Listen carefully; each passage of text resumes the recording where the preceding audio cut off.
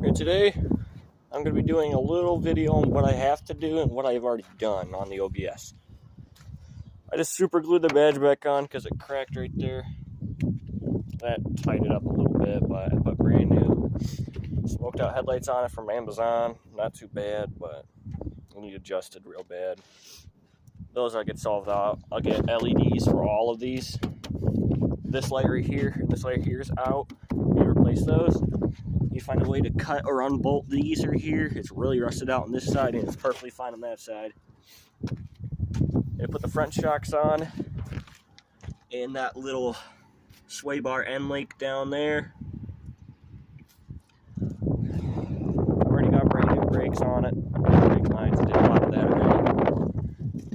Kind of moved past that topic, but I got the other side shock on, so I'm going to replace this side here. Got new wheel cylinders on there. Got brand new tail lights on it. Also put a little American flag badge, but that's a bumper from a Pacifica.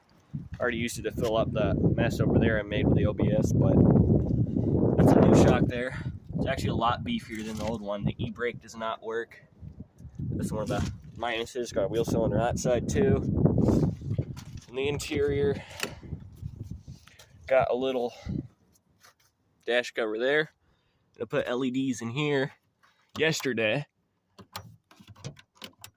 I did not put that cover on all the way. My bad. But I'm also, I got radio in there, subs and an amp, and spare jumpers. I gotta see if my little, whatchamacallit extensions in here. My radio extension. It is not, would say womp womp, but apparently that's been banned. Nope, not in there, but got a lot of tools in here because it's a project truck. But yesterday I noticed that there was a coolant leak. Tiny little dribble from right under the starter. Well, I didn't see it under the starter, but I saw it leaking on the floor and across the tie rod links. And apparently it's really common. What in the world? Oh, there you go. Really common for those to leak. The little freeze plug right behind the starter. The starter's starting to go out, so when I place the starter, I got to throw a new freeze plug in it. Solve that coolant issue altogether. Eventually gonna have to get a new radiator, because right there, all you'll see is that. Yeah, squash fins. The other side's fine. No issues there. I get new wiper blades. I gotta get injectors for this. I already did the rebuild on the TBI, so I'll probably just redo it again because I want to reuse an old gasket. Well, I got brand new valve cover gaskets. How you can tell is it's clean up there. But I put all brand new brake lines, front and back. So my front there, it's already kind of looking dirty, but it's brand new. One brass line there. Don't judge. The rest, the only brass line I have on this truck, this one right here, going to that right there. I reused that nut because I couldn't find any. But I need to do oil lines because those little oil lines down there going to the oil cooler. Right header. Going in that oil cooler. Those have been leaking like they classically are. Got a ton. I think I got a power steering leak. I don't really know. I haven't seen it leaking, but it looks kind of low on the stick. But I also did a full oil change on this. And oil filter. Also cleaned out the valve body and the valve cover top. Get some of the junk out of there. Pick some of the hardened carbon out of the valve body. But what the oil looks like after maybe like not even 10 miles on it. May not look bad on camera, but it's a lot darker in person. But give that a taste.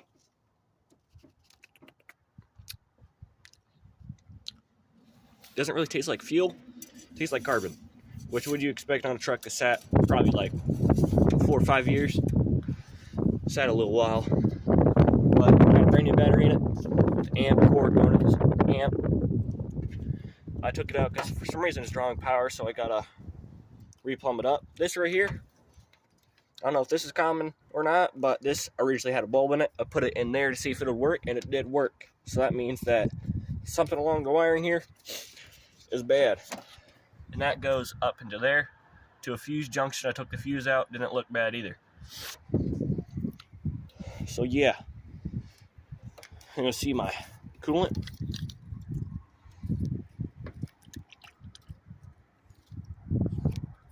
Yeah, she needs a flush real bad. Apparently has, don't remember what the writing is, but it had been serviced I believe a year or two before it had been parked. Make sure that's all on the way. I gotta find that service tag right there. So service at 213,500 miles. I don't know if that's what it said. You guys can tell me later. But right now it's currently sitting at 241. So yeah, don't know what they did in that service, but the transmission fluid was really good. Like that was done.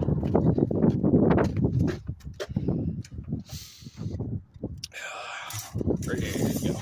I'm recording on a phone, by the way, so if the audio's bad, there you go. Where's the dipstick at? There it is. That's not bad at all. What? Get in there. Yeah. Another thing I figured out is radiator supports rotted out quite badly.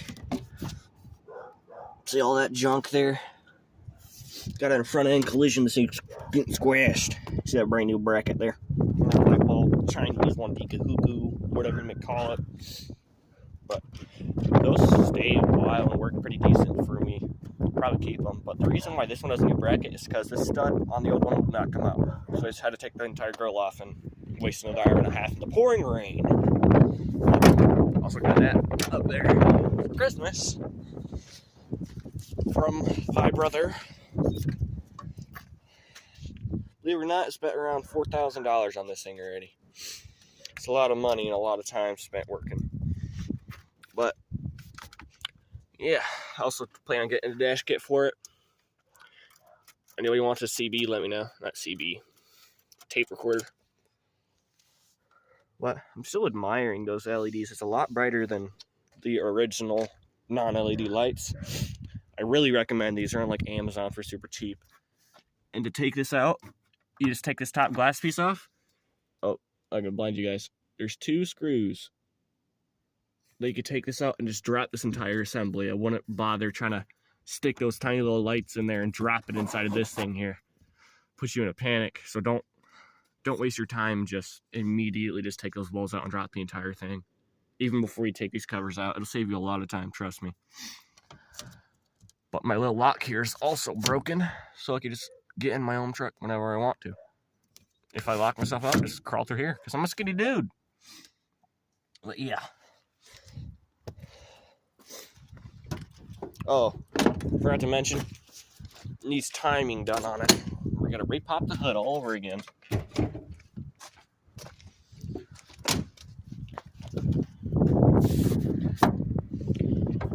Got a brand new cap on there. I got brand new plugs in it. I got rotor. We pulled the distributor because one of the caps broke on the bolt. One of the bolts broke on the cap. So we had to pull the distributor to get that out of the distributor housing. So that was fun. Funny thing is, I still never changed that air filter in there, but it looked pretty decent, so I just left it alone. But yeah, gotta do. Yeah, not that green stuff. It's that orange stuff. Blends in with the rust. It's what you want. I'm telling you. Believe it or not, most of the stuff's still hanging up on here. I don't know if there's supposed to be a liner over top of this, but there's a little hole right here. I love seeing some fresh paint. But I'm trying to get this ready for 4 County next year. Don't know how that'll go, but I'm trying to get all of the small little things done with it. Get it roadworthy. I gotta get brand new tires because this one right here has got a plug in the sidewall. Yeah, they ain't going down the road 50, 60. Wouldn't think about it. But somebody decided it was a good idea to put some black spray paint over it. I don't really think it was the smartest idea because that's the original gray under there. Oh my goodness, it's so beautiful. I wish they would have kept the original paint. This thing would have looked so sexy. For some reason, black was the way to go. At least I took the badges off to paint it. 1,500. Alright, so I think that's about all I gotta tell you on the OBS. I don't know, I bought steering wheel covers, you can see, but the plans are to get that all done, and I'm gonna send it in for a rear main seal because I'm not dealing with any transmission things right now. Just knock it out of the way and have somebody else do it. I'll eventually have to pull that thing anyway when I do a swap myself. Plan on putting probably a newer Vote. Goodness gracious, just got braces yesterday, don't mind me. Put a newer Vortec in it. Probably like a, I don't know, an Allison manual. Why not try to slap that on there? Some grinding. But I don't know if you guys can see under there, but I got a cherry bomb glass pack. Sounds really nice. Currently, since a small coolant leak, I don't want to run it much longer than it has to until I get some of the oil lines and the coolant leak finished out, because I don't want to accidentally run myself out of fluids. But yeah, it's a bit rusty. Oh, I thought the transfer case was leaking. It doesn't look like it on video. I could have sworn it looked like it was leaking. It might have been wet. Okay. Well, another thing is I had this really jankly mounted up here. Well, this is the vent line that broke off of the axle, like it rusted out, and that soft line up there would not come out of that fitting, so I had to reroute it. As you can see up there, it's a soft line going there. Hook it up to a cross member, it'll be fine. But I also got new U-bolts on there. There's a lot of things here I probably haven't mentioned that I've done to it. I've done a lot. It was a lot worse condition than when I first got it. It's also got mismatched lugs. I bought new lugs for it because it had barely in it because my brother took my rims. But those will not fit the cap on it. So I just got to put something better that'll fit it. Well, I'll get you out of you guys' hair. See you guys another time. You have a good one.